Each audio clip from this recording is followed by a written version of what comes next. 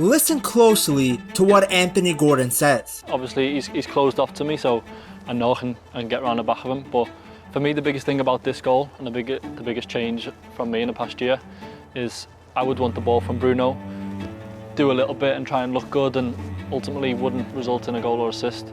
Whereas now, I'm not even thinking about him passing me the ball. I'm thinking, get it to trips, let me get back post and score. This goal and Anthony Gordon's explanation of it shows you exactly why Barca signed the Englishman. The club had been looking for someone other than Rafinha who can use his pace and power to crash the box and get on the end of crosses that will likely be coming from Yamal. So I'm thinking, I actually don't want it now. Get it to trips, I want to score. I don't want to be the one to look good on the ball. I want numbers. Gordon waits for the moment that the fullback falls asleep, and that's when he pounces. His arms go down by his side, and then you're off. Yeah? It's unbelievable though when I see that. And I just wanted to show you that, because you see fullbacks. Is that something you look for? Because watch his arms go down by his side. His body language is one of someone relaxed, and then you just burst past him in that little screen there. Bang, see you later. We saw him score a very similar goal at the World Cup for England. By Rice, Rodgers chance to cross, hooks it, and it's Gordon! It's Anthony Gordon who puts England in front! Barca are hoping they can replicate this goal over and over again, just instead of Morgan Rodgers crossing, it's coming from Yamal. This is something that Gordon has been working on, a part of his game that really developed at Newcastle under Eddie Howe. You might believe it, but I notice everything because I'm so focused on the psychology of that battle of the 1v1. So I'm focused on everything he does, so his body language in every instance, it matters to me.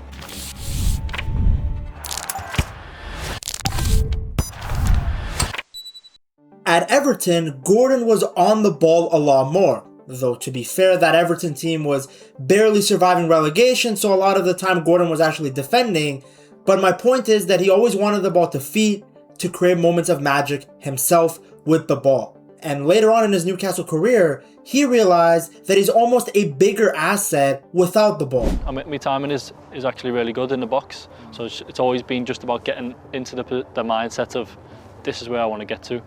I think, being a defender, if you switch off for 1 second, it's done. Game over. So that's my dream. My eyes lit up. Well, there is no better place for a runner than Barcelona, because there's a man on the right wing who will find you every time you make a run, and that's Lamine Yamal. Yamal, even when he isn't at his best, attracts so much attention that someone will always be open on the opposite side. It's one of the biggest reasons the Rafinha-Yamal partnership works so well. Rafinha made these direct runs in behind, and Yamal would find them. Look at Rafinha's third goal versus Bayern. A goalkeeper out from that kind of position in the Bundesliga during the week, but look at this break, and look who it is. It's Rafinha again. Oh, he scored again! Yeah, 1, 2, 3, all mine! They copy-pasted that goal time and time again throughout the 2025 and 2026 season. Although they start out as wingers on paper, Rafinha and Yamal played much closer together than most wide forwards do. That's one of the biggest reasons Barca's attack is so difficult to stop. Rafinha's incredible work rate and intelligent movement between the opposition's defensive lines constantly drag defenders out of position. At the same time, Jules Koundé pushed high and wide from right back, giving Yamal the freedom to drift inside instead of staying glued to the touchline. Those inside channels between the center of the pitch and the right wing is where Yamal is the most dangerous. From there he can turn, drive at defenders, pick out impossible passes, or combine quickly with his teammates before the defense has time to react. It's especially devastating in transition. As opponents try to get back into shape, Yamal finds himself operating in pockets of space where his creativity, close ball control, and flair can completely change a game in a matter of seconds. We saw that in Barca's 7-0 win against Real Valladolid, way back early in Flick's tenure. As Yamal burst forward with the ball, Rafinha joined the attack. Out wide, Koundé and Olmo occupied defenders on both sides, stretching Valladolid's back line and creating space through the middle. With multiple defenders focused on stopping Yamal, a huge gap opened up between the center backs. Rafinha spotted it immediately and timed his run to perfection. Yamal did the rest. The teenager slipped a perfectly weighted through ball straight into Rafinha's path, splitting the defense with ease. Rafinha ran onto it, stayed composed, and then finished the move. The problem for Barca though is that when Rafinha was injured, there was no one else on the team who could replicate this sort of movement. Until now. first and foremost, we have to start off with some important transfer news that was officially confirmed today. Barcelona and Newcastle have reached an agreement for Anthony Gordon. We're hearing it is about 80 million euros, so the fee is 70 million and then 10 million add-ons. Quick one before we continue. If you love watching football with other fans, join our Pet Talk Sports Discord community. We stream games, do live watch-alongs, and talk football together throughout the match. Premium members of this channel automatically get access to watch the games with me. The link is in the description. Now back to the video. Gordon has built a reputation as one of the hardest working wide players in European football. He never stops running, he constantly tracks back to help his fullback, and is always ready to leave the press the moment his side loses possession. That relentless energy is exactly what Flick wants to see from his wingers. Gordon immediately closes down defenders. This guy will cut off passing lanes and help launch Barca's counter press from out wide. That's why his intensity without the ball is just as valuable as what he does with it. Many wide players want the ball to their feet so that they can attack their fullback 1v1. That's where they can do a lot of damage. Gordon is different. He does his damage when he's attacking open space. The moment he sees a defender step forward or a gap appear, he's already making a run in behind. Time and time again, he darts diagonally from the left wing into the channel between the opposition right back and right center back. These runs do more than just create chances for Gordon. They force the entire back line to drop deeper because defenders know they can't match his pace if he gets in behind. That creates space elsewhere on the pitch. As defenders retreat to deal with Gordon's runs, gaps begin to open between the midfield and the defensive lines. And those are exactly the pockets that creative players like Yamal, Pedri, Olmo love to receive the ball in. Just like Rafinha, Gordon is also super versatile. Most people see him as a left winger, and that's where he's played the majority of his football for Newcastle. But Eddie Howe had gradually shown that Gordon can fill almost any role across the front line. He's featured on both wings, as a second striker, even in midfield. And of course, towards the back end of his Newcastle career, he was starting as the center forward. Even though only a small percentage of Gordon's career minutes have come as a striker, he's actually been more clinical there than anywhere else. He's converted a much higher percentage of his chances, has put more of his shots on target, and scored at a better rate than when he has from the left wing. Whether Flick wants an explosive winger stretching the pitch, an inside forward attacking the box, or even someone who can fill in as a striker when needed, Gordon has shown that he can do all of it. No matter where he plays,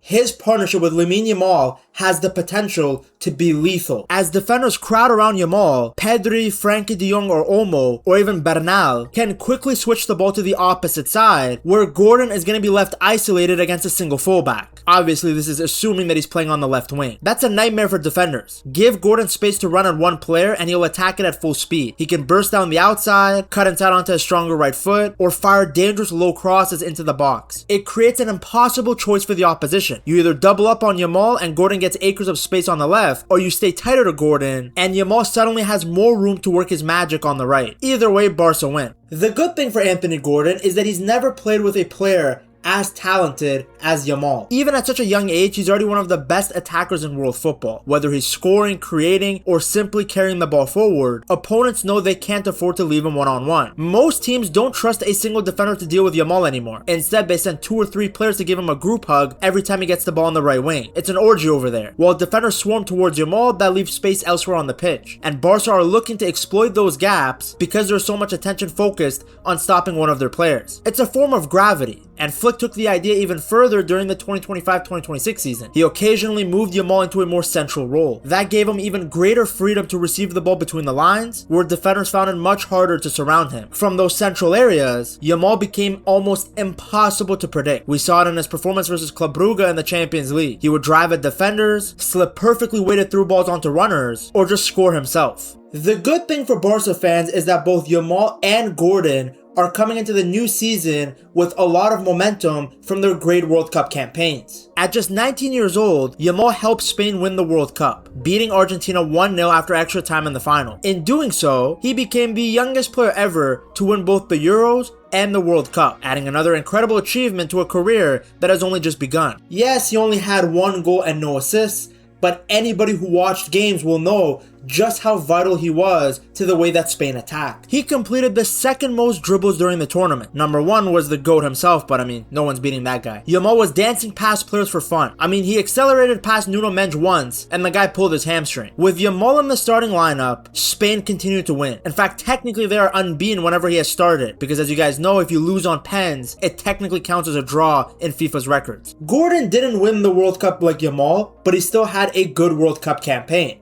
In the beginning, it wasn't so great because he actually eventually got dropped for Marcus Rashford, but by the end of the World Cup campaign, he was back to being Tuchel's first choice starter on that left-hand side. He finished the World Cup with 1 goal and 3 assists, but his impact went far beyond just the numbers. His best moment was in the semi-final against Argentina, where he scored the goal that I showed you guys earlier. He was just as important in England's earlier matches. Against the Democratic Republic of Congo, he helped create both goals in a crucial 2-1 win. Then in the quarterfinal against Norway, it was Gordon who set up Jude Bellingham's goal. He's also the one that won the penalty versus Mexico. What really stood out about him was everything he did without the ball. His pace on the counter gave England a constant outlet whenever they won possession, while his relentless pressing and willingness to sprint back and defend helped the team as a whole. Now he arrives at Barcelona full of confidence, in the best physical shape of his career, and ready to carry that World Cup form straight into Hansi Flick's new look attack. If you enjoyed this video, I'm sure you will love this one too. Check it out right here.